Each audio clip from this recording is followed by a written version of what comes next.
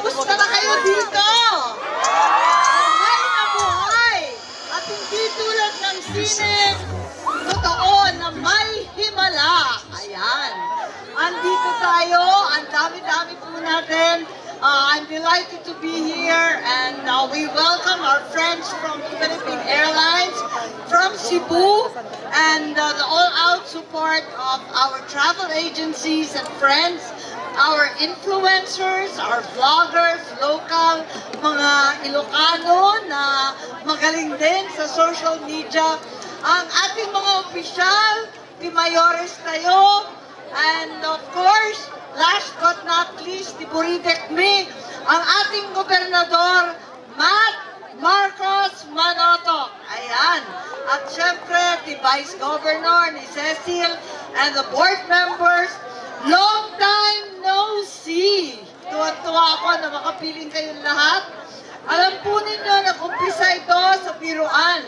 Kasi, long time ago, ayun naman parang Lola Basyang, nagsigawa kami ng sine na ang tawag ay ang Himala. Himala pagkat si Nora Honor o yung ginanap ng karakter na si Elsa ay pumunta dito sa Sand Dunes ng Paway sa isang puno at biglang nagdeklara walang himala. Ayon ang pelikula. Pero ang totoo, naniniwala ako na ang Ilocos Norte ay isang himala. Milagro dahil sa inyo, 12 years ago, we started this effort to bring tourists to Ilocos Norte. Pinagtatawanan tayo, layo-layo daw ng ating probinsya. Siyam na lalawigan ang lalaktawin mula sa Metro Manila, dadaan pa sa Central Luzon, kung saan-saan pa pupunta sa NLEX. Sa wakas, makakaabot sa Ilocos Norte. Tuktok, kadulu-duluhan, malapit na raw sa Taiwan. Pero ang sabi ko, kaya natin yan.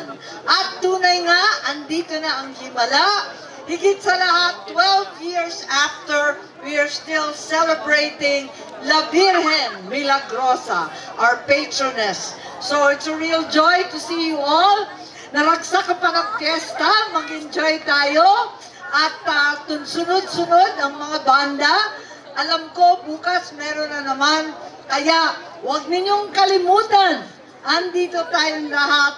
Ako po, ang nanay ng himula sa buhangin. At kayo, ang ating mga kasapi at tunay na mga milagro ng Ilocos Norte. Maraming salamat. Agbyag ti probinsya tayo. Agbyag ti himala sa buhangin. Just Nina, kada kayo amin. Muli, mas malakas sa palakpakan for Senator Amy Marcos!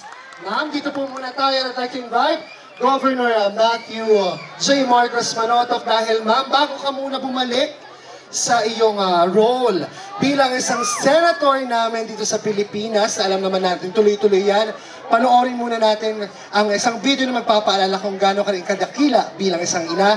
Ladies and gentlemen, Senator, let us all watch this. Juan Apulos makaartap ti panagayat ti maysa nga ina. Kayang-kaya yung kaipturan ti amin narigat para kadigay ti anak, masiguro laeng ti kinasayaat a pagbanaganda. Dekadan iti napalabas manipod iti nakaaramid ka ti milagro. Nagbalin ka nga instrumento anang tagbiag ken serbi ti maikuskuspil a kadaratan.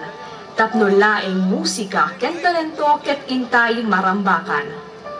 Bayat ti panagagsak tayo dito'y akadaratan, ti himala sa buhangin, ket pamaniknek iti panagayat mo iti musika, laing ken kakailian. Pudno, amadaydayaw ti panangdungom iti pamilyam, trabaho ken kakailian tayo. Bayat ti pinagserbim dito'y probinsya tayo, in kalikago mo ang mapaimbag ti biyag dagiti amin, nga Ilocano. Gapro kadayta, agyaman kami unay ken ka.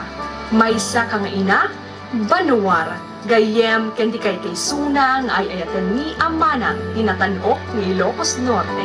Manang Aimee, nasirib, managparnuay ken makabael a babae. Happy Happy Mother's Day! And of course, happy Mother's Day, our dear Senator. And joining ayan ang napakagandang sini. And of course, ang baby boy, ni Atty. Michael and Ma'am Cara. We have Michael Xavier. Muli mga kaibigan, bati naman natin ang ating Senator ng Happy Mother's Day. At sa lahat ng mga Mother's Day na kasama natin dito na magsa-celebrate ng Mother's Day tomorrow in 3, 2, 1, Happy Mother's Day!